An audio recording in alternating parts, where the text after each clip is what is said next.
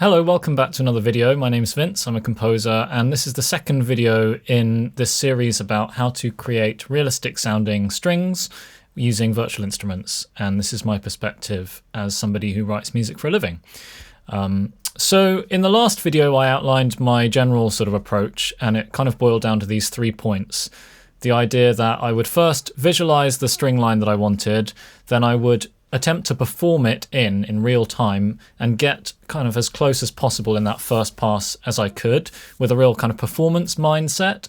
And then in the third step, I would just kind of tweak and do whatever I would need to do to just focus the sound so that it's closer to the sound that was in my head originally. So I'm going to take that exact same framework for this video and just dive straight into a whole bunch of examples. In the last video, we just covered a simple sort of legato-y, paddy string phrase. In this one, I want to look at specifically the topic of mixing articulations. So string lines that involve a mixture of short and long notes and how I would approach that. So here we go. How about something like... So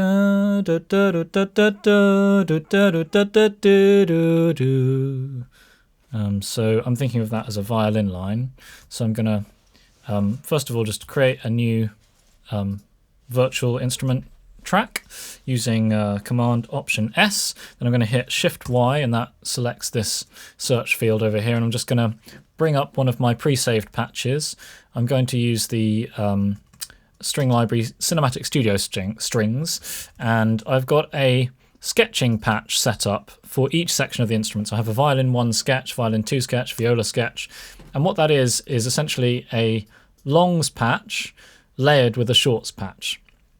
And what that means is I can play basically a mixture of short and long notes in a way that's very responsive at the keyboard. There's no legato, but as you'll hear, it doesn't make a lot of difference in a lot of cases. So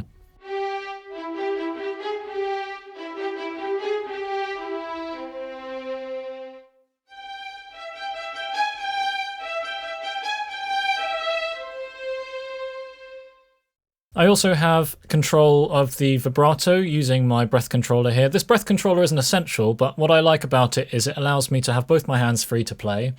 And so the things that I'm controlling in real time are the dynamics using the breath, the vibrato using the bite, and also by playing a bit harder on my keyboard I can trigger more of a strong attack. But yeah, these are just 2 patches literally laid on top of each other, and I've balanced the volumes appropriately. And then there are a whole bunch of modifiers and things on the instrument channel here. They just relate to the particular response of my breath controller, of the keyboard. They'll vary depending on your setup anyway. There's nothing particularly clever going on. But yeah, as you can hear, I've got a very flexible violin patch here.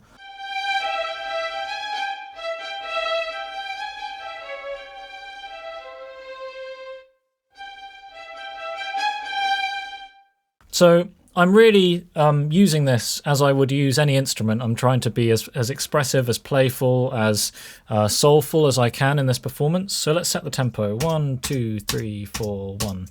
So something like that.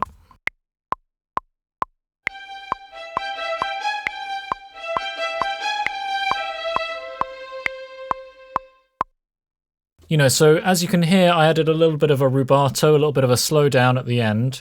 I could do that because the time between hitting a key and hearing the sound is very small.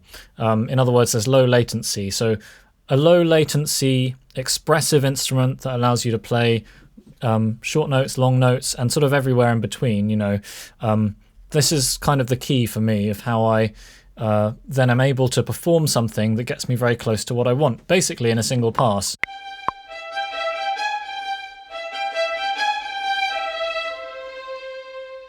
So say I feel like maybe those initial long notes, ba, could be a bit stronger, ba, ba, ba, ba, ba, ba, ba. I'll just re-perform it with that in mind.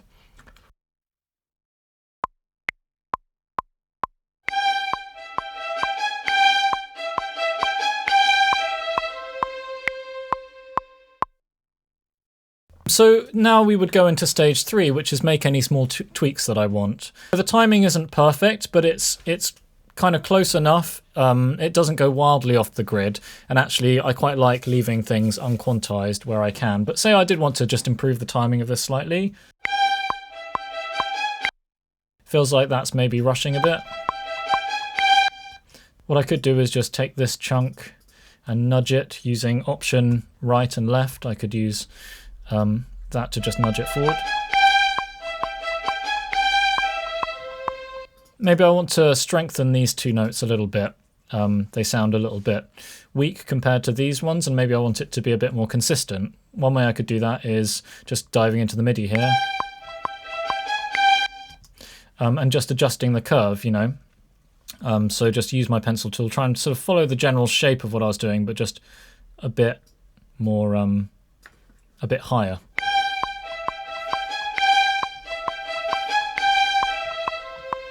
And that sounds a bit more consistent to my ears. So now we're getting to a stage where we could just keep endlessly tweaking it and kind of chasing this realism goal even further.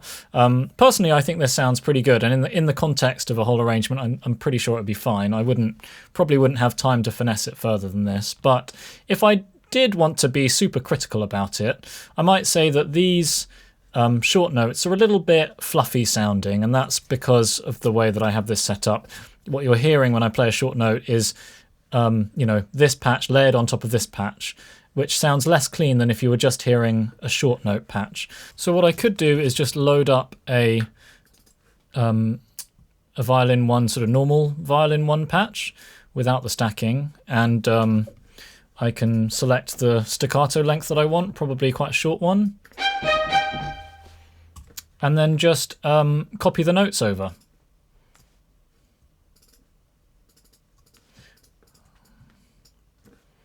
And see how that sounds.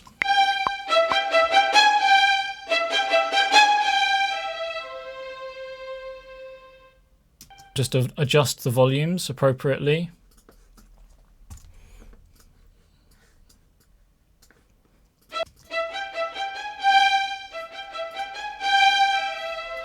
I'm just going to use my ears to determine what the right volume is.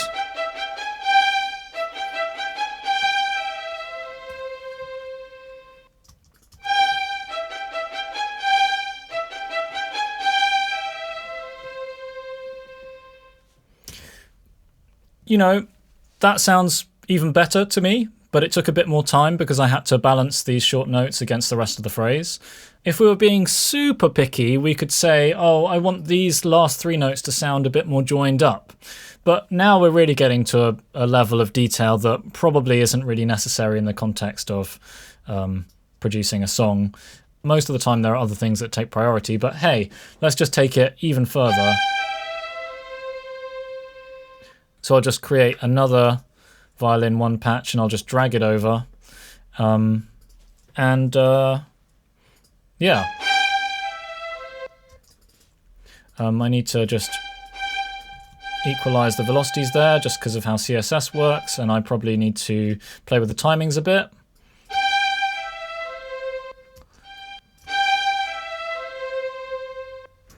You know, need to... In fact, it might be simpler if I just perform that.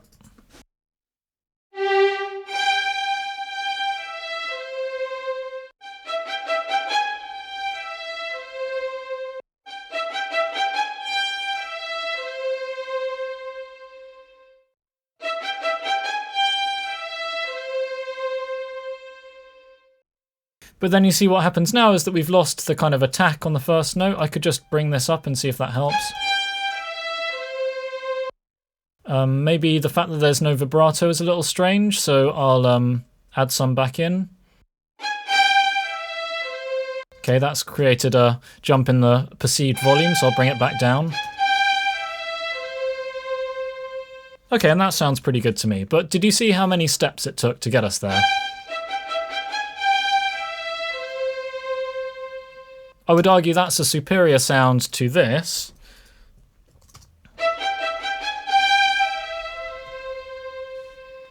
Although it's not that much different. And, you know, I think what I'm getting across here is that string programming is kind of also about managing your time effectively, and making trade-offs. And so where those exact trade-offs occur is going to vary a lot depending on the project, depending on whether you're writing just for yourself, whether you care about the realism of the samples versus just want to get a track done and get the ideas down, all those kinds of things. But I would say, even where we started, which was just playing with this Violin 1 sketch patch, to me, that sounded pretty adequate, and I would go with that in a lot of cases. Let's try another kind of phrase. We'll do something with the cello now. So I've got a cello sketch patch loaded up, exactly the same setup as the violin sketching patch. Again, I'm using my breath to control dynamics, my bite to control the vibrato. I've got a wide dynamic range, because I'm using both CC11 and CC1. Those are both assigned to my breath. So it's a very exaggerated dynamic range, which I like. That gives me more expressivity. And the goal here again is just to try and capture the idea in the performance in real time as much as possible. So the idea I have is da da da da da da da da da da da, something like that. So let's have a go.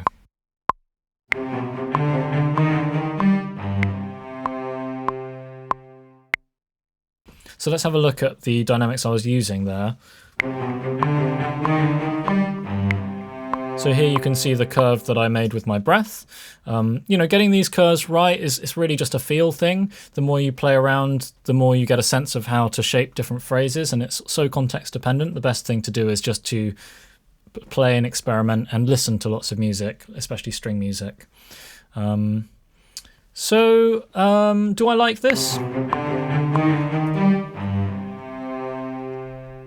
Again, in the context of a track, this might be fine, but perhaps it lacks a little definition, so there are ways that we could tweak it. But the overall dynamic shape makes sense to me, the musical intention makes sense to me, all the notes are musically timed, they flow together nicely, which is a big one. And, the short notes, the long notes, they're all there. So it ticks a lot of boxes, but there are small tweaks that we could make if we wanted to. I might just go in and tweak some of the MIDI. Probably that last note could be shorter. Yeah, that sounds clearer.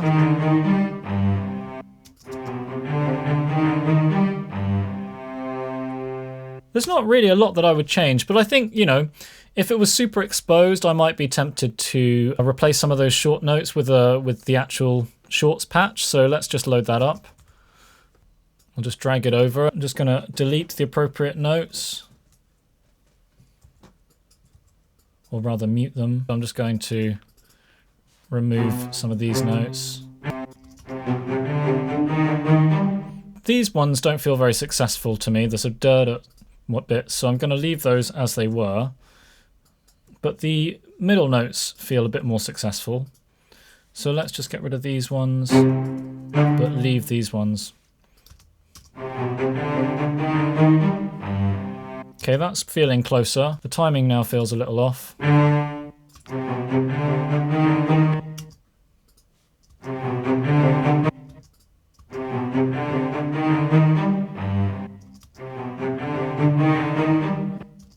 This note feels a little long. I might go into my patch in this instance and just play with the release slightly. That's better.